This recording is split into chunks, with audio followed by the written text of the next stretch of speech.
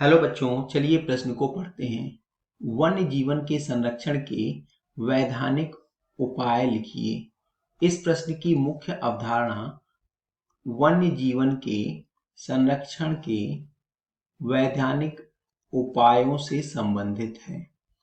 वन्य जीवन, जैसा कि हम जानते हैं, किसी भी जीवधारी का उसके प्राकृतिक आवासीय क्षेत्र में पाया जाना, इसे ही हम वन्य जीवन कहते हैं। अब वन्य जीवन का संरक्षण क्यों आवश्यक है? क्योंकि हमें अपने दैनिक उपभोग की जितनी भी वस्तुएं प्राप्त होती हैं वह वन्य जीवन से ही प्राप्त होती हैं।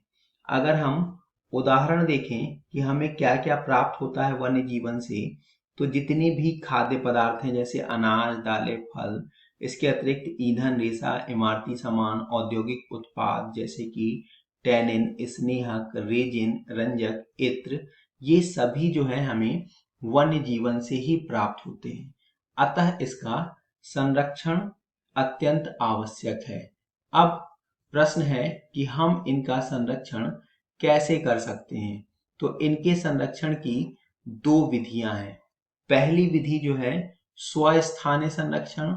स्वस्थानीय संरक्षण का मतलब कि इन जीवधारियों का जो भी प्राकृतिक आवास या वास स्थान है, उन्हीं वास स्थानों पर प्रकृति के संरक्षण में या प्रकृति के सानिध्य में इनका संरक्षण। दूसरा, हम बाह्य स्थानीय संरक्षण। बाह्य स्थानीय संरक्षण से अभिप्राय हमें इन्हें इनके प्राकृतिक वास स्थानों से दूर किसी मानव निर्मित स्थान पर संरक्षित करना है। आशा करते हैं आपको समझ आया होगा। धन्यवाद।